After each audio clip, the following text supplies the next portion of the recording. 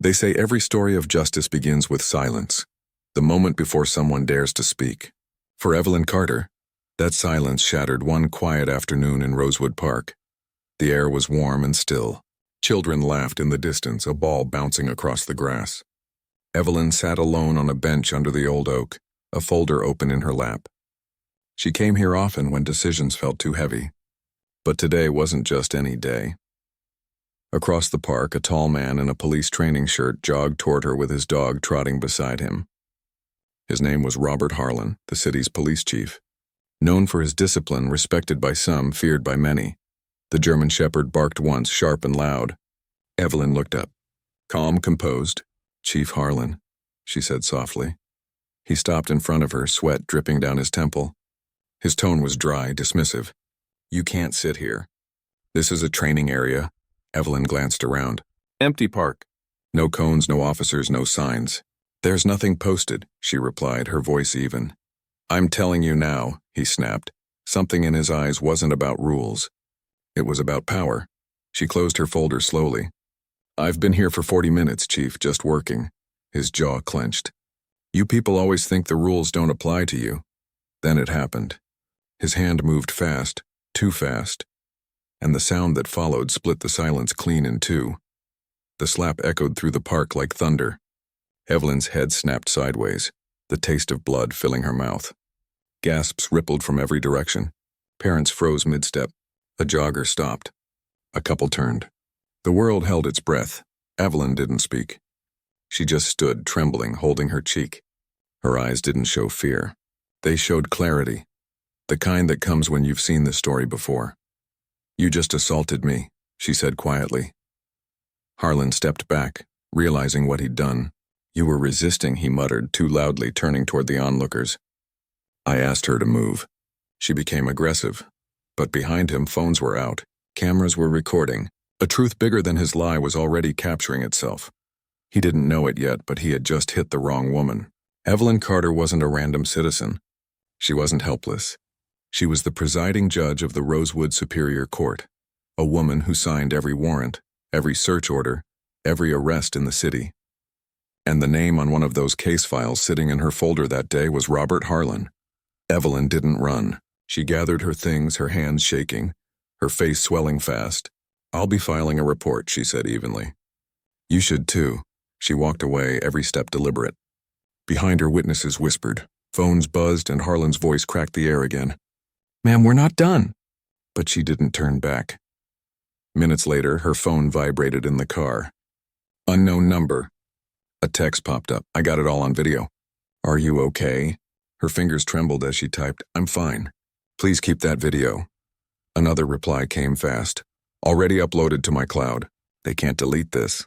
She sat there staring at her reflection in the rearview mirror, her cheek red, her lips split, her hands still shaking. He had no idea who she was, but by morning everyone would. Because the truth once seen can't be unseen. And this time, it had a witness list stretching across the internet. By 6 p.m., the video was everywhere. 15 seconds of horror. The police chief's hand flashing across the frame, the sharp sound of the slap, Evelyn's head jerking to the side. Hashtags exploded. Justice for Evelyn. Rosewood PD. Know your place. Some defended the chief. Others demanded his resignation. Most just couldn't believe it had happened in broad daylight. In her kitchen, Evelyn sat with a bag of frozen peas against her cheek. Her granddaughter, Maya, hovered nearby, angry and scared. "Grandma, you need a doctor." "I'm fine, baby. You're not fine." "He hit you." Evelyn gave a small, tired smile. "Sweetheart, when the system breaks, pain isn't what hurts the most. It's the silence that follows it." Her phone buzzed nonstop, reporters, colleagues, city officials. She ignored them all. Then came a statement from the police department. Earlier today, Chief Robert Harlan was involved in a routine K-9 training exercise. An individual became verbally aggressive and refused lawful commands. The chief acted to ensure safety. "The department takes all use of force incidents seriously and will conduct a full review." Maya read it aloud. Her voice shook. "That's not what happened." "No," Evelyn said quietly. "It's not." But she knew this script.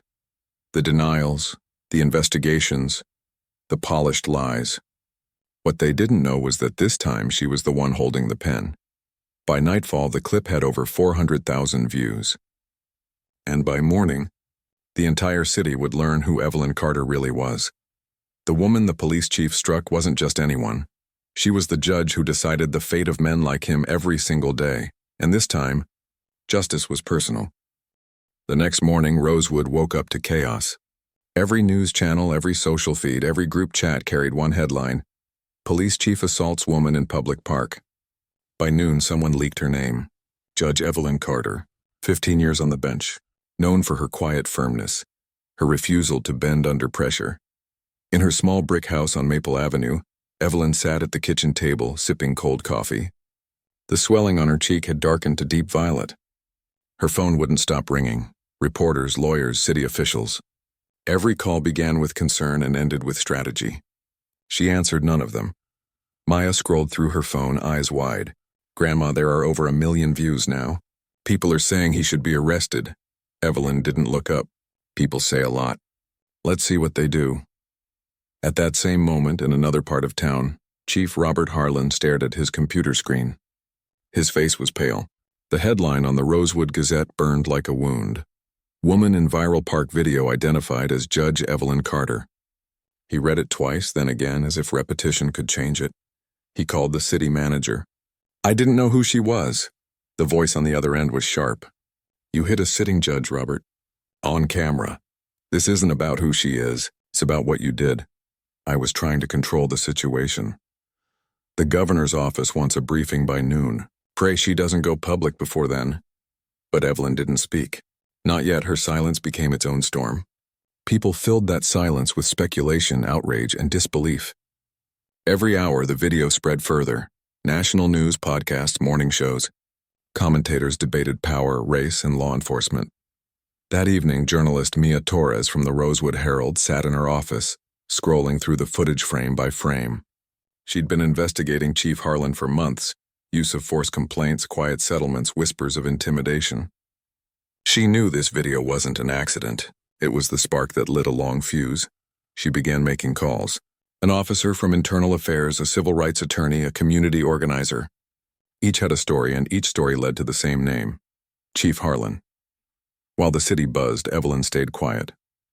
She spent the day writing. Her notes weren't for a press statement, but for something more lasting. A record. She listed every bruise, every witness, every message she'd received. She was building a case. That night, her phone rang again. This time she answered. "Judge Carter," the voice said. "This is Alan Brooks, city manager. We need to discuss yesterday's incident." "There's nothing to discuss," she replied. "I was assaulted. The evidence is public. Let's be reasonable. There's a process." "Process," she repeated softly. "You mean the one that clears your officers every time?" She hung up before he could answer. Across town, Harlan paced his living room. His wife sat silently, scrolling through comments online. "They're calling for you to resign," she said quietly. "Someone found our address." He slammed his phone down. "This'll blow over." But it wouldn't, because the truth had weight, and this one was already gathering momentum. The next morning, Mia Torres published her first story. Judge Evelyn Carter, the woman the police chief should have feared. It wasn't sensational. It was surgical. She outlined Evelyn's record. 200 felony cases involving the police department, multiple rulings against unlawful detentions, years of quiet reform. The article went viral in less than an hour. By afternoon, national outlets picked it up. Judge assaulted by police chief during park confrontation. The phrase repeated everywhere like a heartbeat. At 6 a.m., Harlan read the story on his phone. His hands shook. He called the city manager again. "We need to control this." "It's too late," Brooks said. "It's everywhere.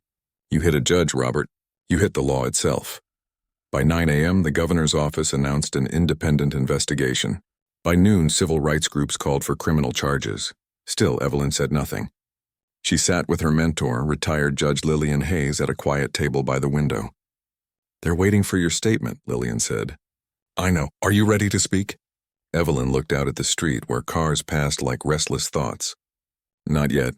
Silence is louder right now." Mia Torres kept digging. She obtained complaint records that showed 7 internal investigations into Harlan's behavior, all dismissed by his deputy, who he himself had appointed. 2 involved physical assaults.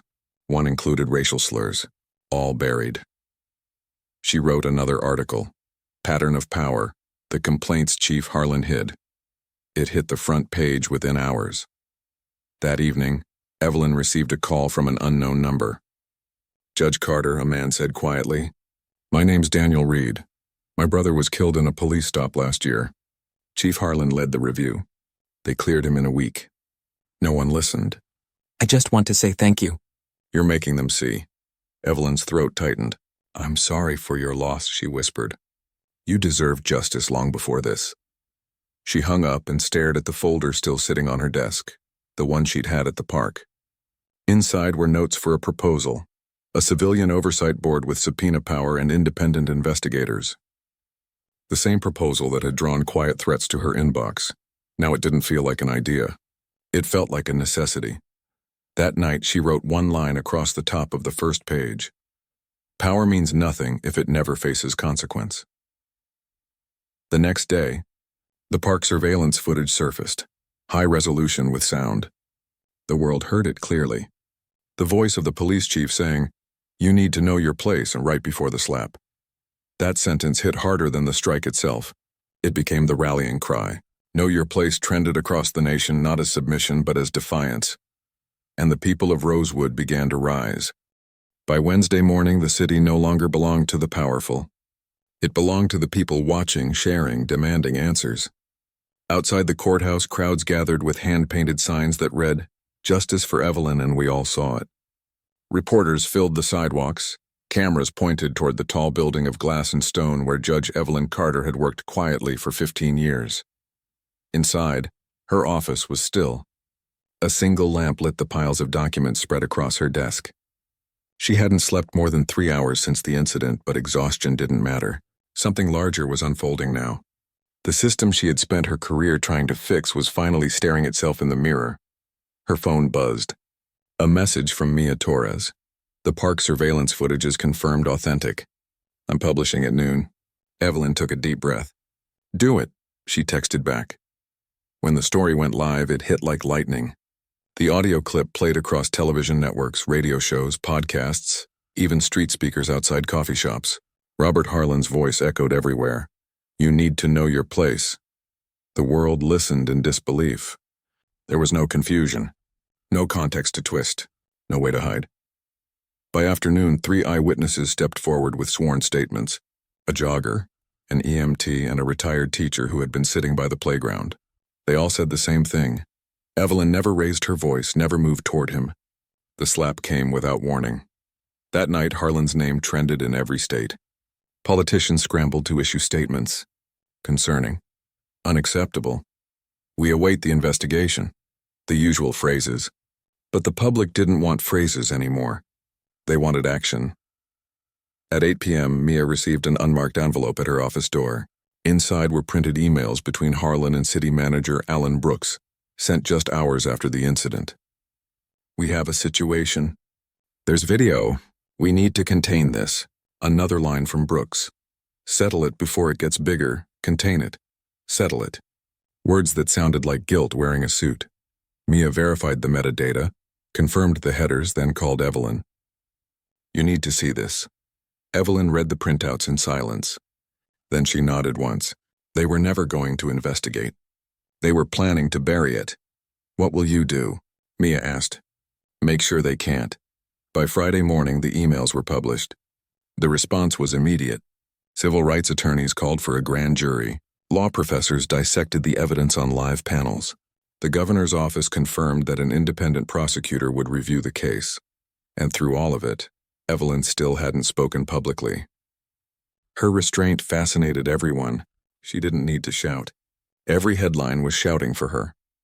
That evening, she finally agreed to meet Mia in person.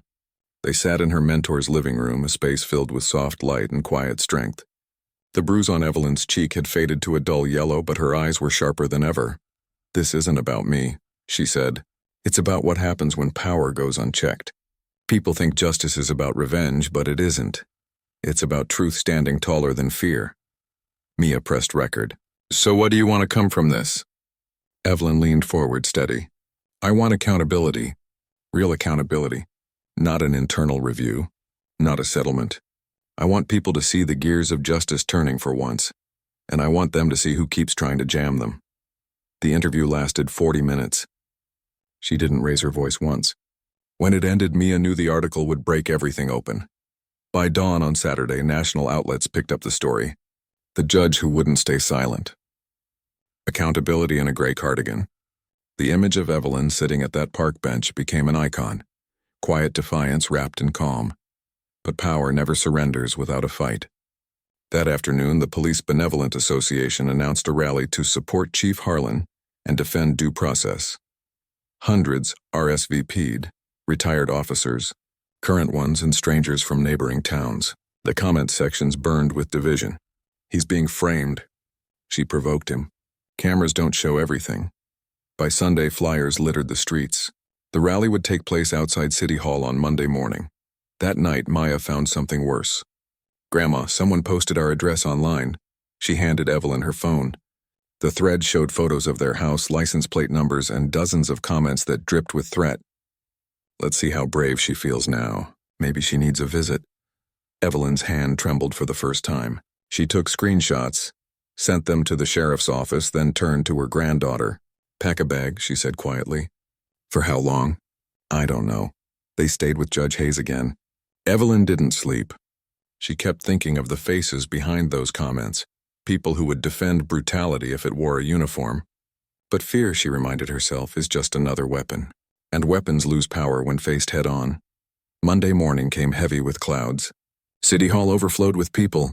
On one side, officers and supporters holding signs that read "Back the Blue." On the other, citizens demanding justice. Between them, a line of police tape and cameras catching every second. Inside a closed conference room upstairs, the city council debated. Half wanted Harlan suspended immediately. The others hesitated, afraid of political backlash. They issued a neutral statement by noon. The council has full confidence in the ongoing investigation. Evelyn read it on her phone and whispered to herself. Full confidence in the process, the same process that keeps the guilty safe. But the cracks were showing. Every attempt to contain the story only spread it further. That evening, the ACLU announced their legal support for Judge Carter. 12 retired judges signed an open letter defending her integrity. Even 2 former Supreme Court justices added their names. By Tuesday morning, the pressure became impossible to ignore. Civil rights groups demanded a grand jury. Reporters uncovered a dozen old complaints that mirrored the same behavior. The case was no longer local. It was national, and Evelyn knew something was coming. She just didn't know how far it would reach. By Tuesday afternoon, the courthouse steps looked like a sea of voices. Cameras, reporters, citizens, everybody was there. The air buzzed with energy that felt electric, alive, unstoppable. Rosewood had seen protests before, but never like this. Never against one of its own chiefs. Evelyn stood at the window of Judge Hayes's house watching the crowd through the news broadcast. The faces below were angry, determined, and most of all, awake. For the first time in a long time, people weren't just reacting. They were demanding. "Grandma, look," Maya said softly. "They're holding candles for you." The vigil had started with only a few dozen people. But by nightfall, hundreds filled Rosewood Park, the same park where everything began. They placed flowers under the oak tree where she'd sat that day, the bench now surrounded by soft light and handwritten signs. Dignity isn't a privilege. We saw, we believe, no one above the law. An EMT named Sarah, the woman who'd been jogging that day, took the microphone. Her voice trembled at first, but then steadied. "I saw it happen.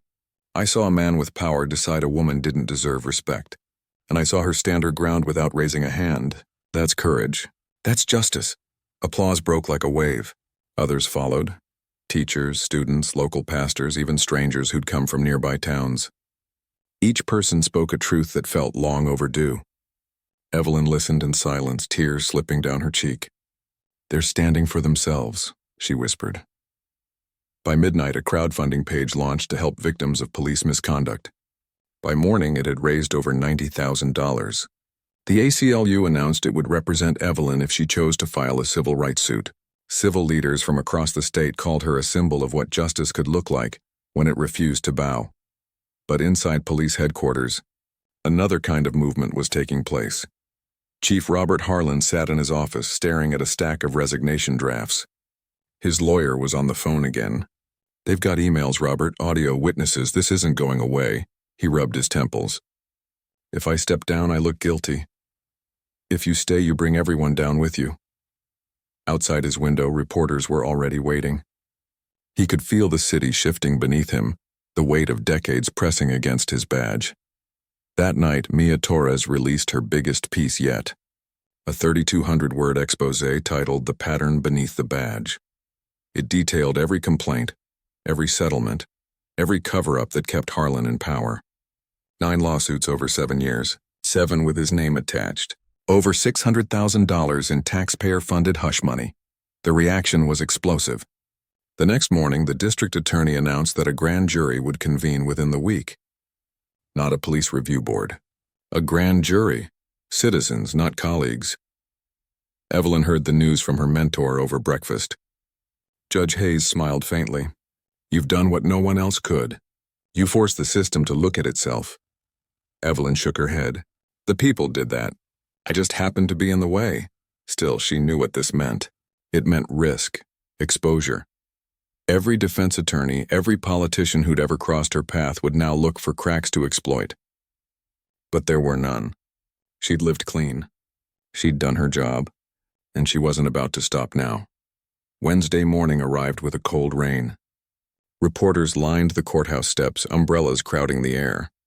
Inside, a handful of officials sat around a long oak table as the grand jury began its review. No cameras, no press, just 12 citizens, 1 prosecutor, and evidence that had shaken a city. They watched the video. They heard the audio. They read the emails. They listened to witnesses. Hours passed, each piece of testimony a stone laid carefully into a path that led one direction only.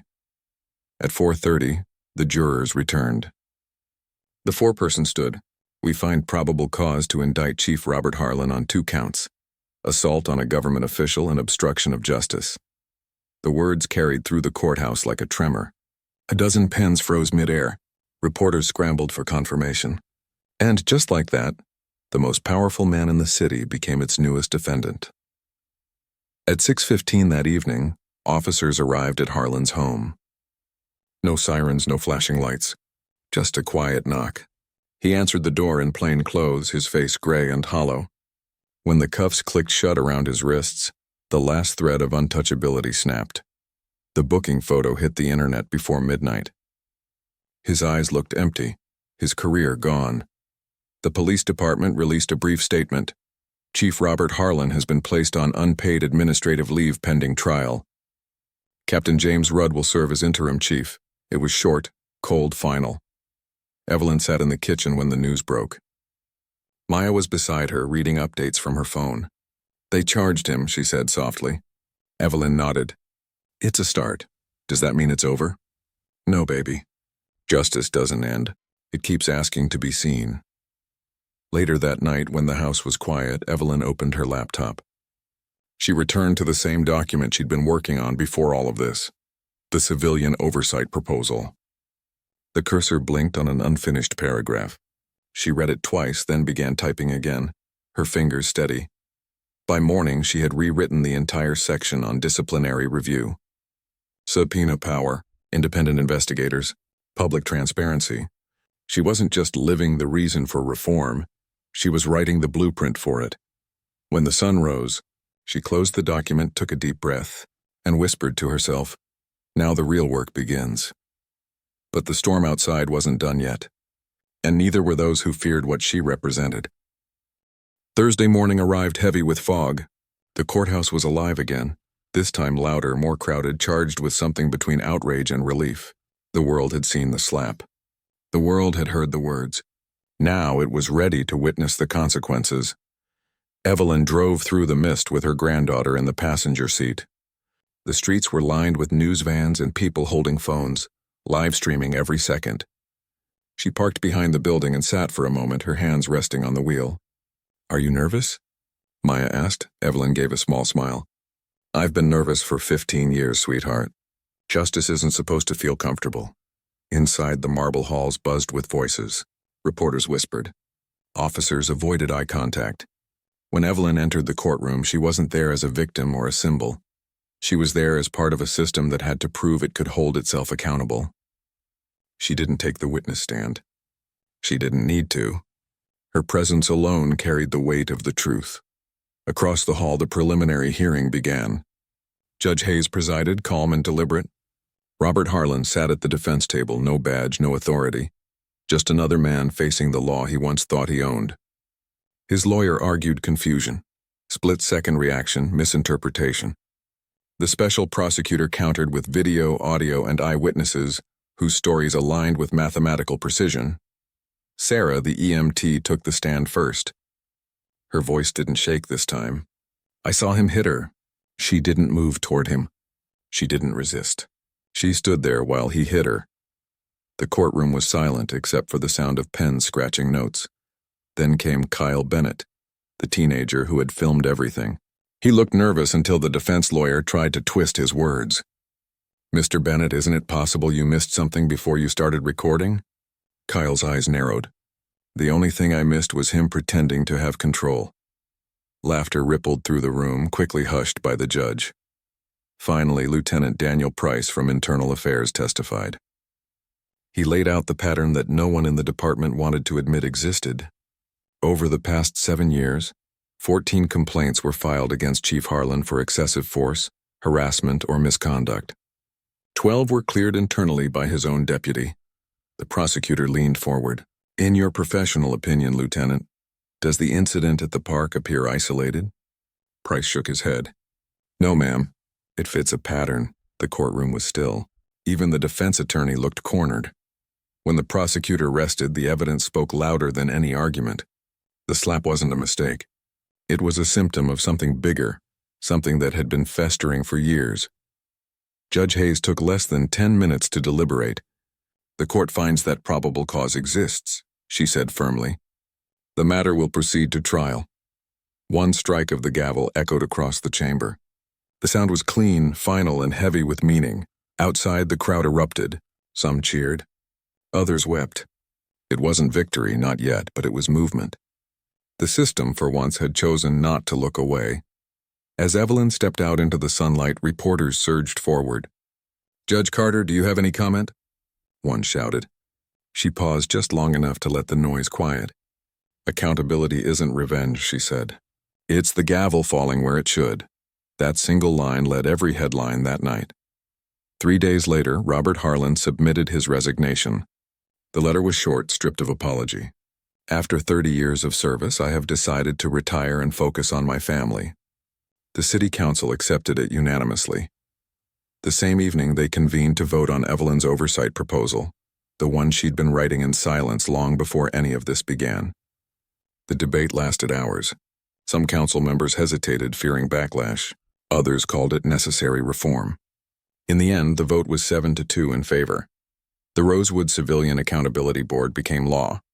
Subpoena power, independent investigators, public transparency, real authority for the first time in city history. When Evelyn signed the ordinance, her pen didn't shake.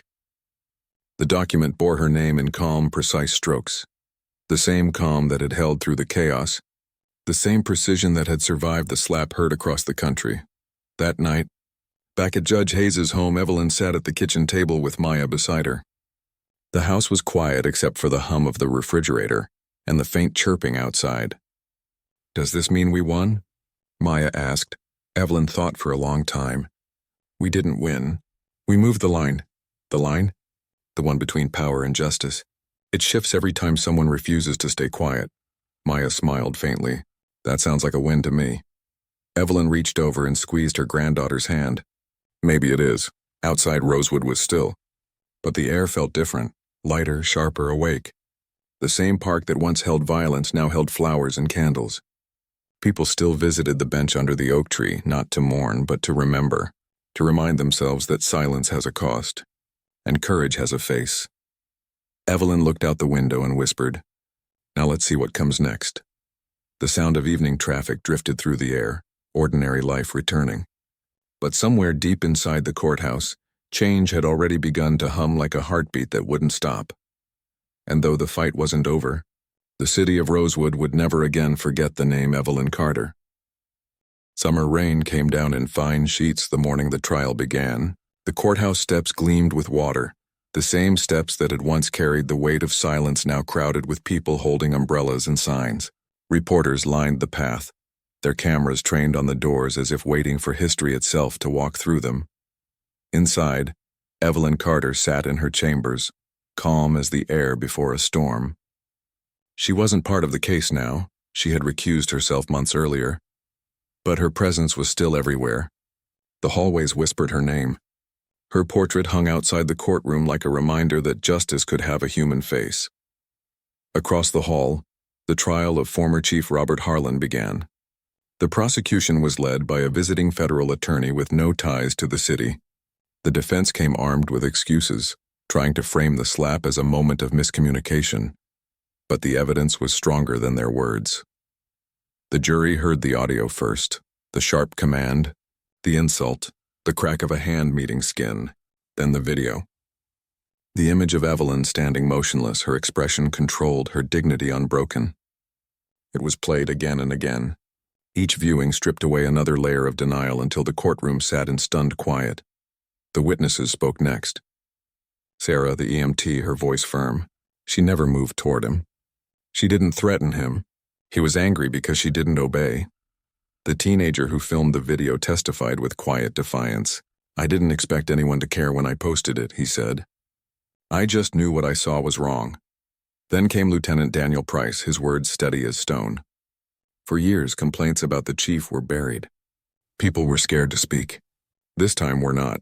The defense tried to salvage something, anything. They argued Harlan's record, his years of service, his split-second judgment. But each justification cracked under the weight of evidence. Every attempt to twist the story only led back to that park bench, that slap, that sentence that echoed across the country. "You need to know your place." When the closing statements ended, the jury deliberated for 6 hours. Outside, hundreds waited in the rain, refusing to leave until justice spoke. When the doors opened, a clerk stepped out with a folded verdict form. The world seemed to stop breathing. The foreperson read aloud, voice clear over the hush. "We, the jury, find the defendant, Robert Harlan, guilty on both counts, assault on a government official and obstruction of justice." No one clapped at first. There was just a quiet intake of breath, a shared disbelief that accountability had finally arrived. Then the sound built, a murmur, a ripple, a swell of relief and vindication that spread through the crowd until cheers broke free outside the courthouse. Harlan sat motionless, his face pale, his eyes hollow. The judge ordered him remanded into custody pending sentencing. When he stood, he looked toward the gallery, searching for Evelyn. She wasn't there. She didn't need to be. Instead, she was at Rosewood Park sitting on that same bench beneath the oak tree. The grass was damp, the air cool and heavy with rain. The folder in her lap was gone now, replaced by a notebook filled with ideas for the new oversight board. She looked out at the playground in the distance, the laughter of children faint but steady. Her phone buzzed. A text from Maya. They found him guilty. Evelyn stared at the message for a long moment before typing back, "Good. But let's make sure we fix what allowed him to exist that long." She slipped the phone away and closed her eyes.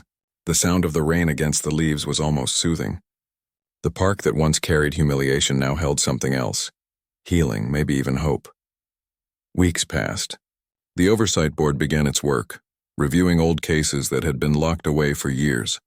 Families came forward bringing stories of pain and silence, and for the first time someone listened. One evening, Evelyn returned home to find an envelope on her doorstep. No name, no address. Inside was a simple handwritten note. "Because of you, my brother's case is being reopened. Thank you for standing when we couldn't." She read it twice, her chest tightening. Tears she didn't try to hide slipping down her face. Later that night, she sat with Maya on the porch, the sky painted with the last light of dusk. "Grandma," Maya asked quietly, "do you think it'll ever really change?" Evelyn looked at the horizon, her voice soft but certain. "Change doesn't come all at once. It comes in ripples. Sometimes it starts with one person refusing to move." Maya leaned her head on her shoulder. "Like you," Evelyn smiled. Like us. The city of Rosewood moved on, but not untouched. The name Evelyn Carter became more than a name, it became a reminder. That authority means nothing without accountability. That silence is a weapon used by the powerful. The courage doesn't always shout. Sometimes it just stays seated when the world demands it stand.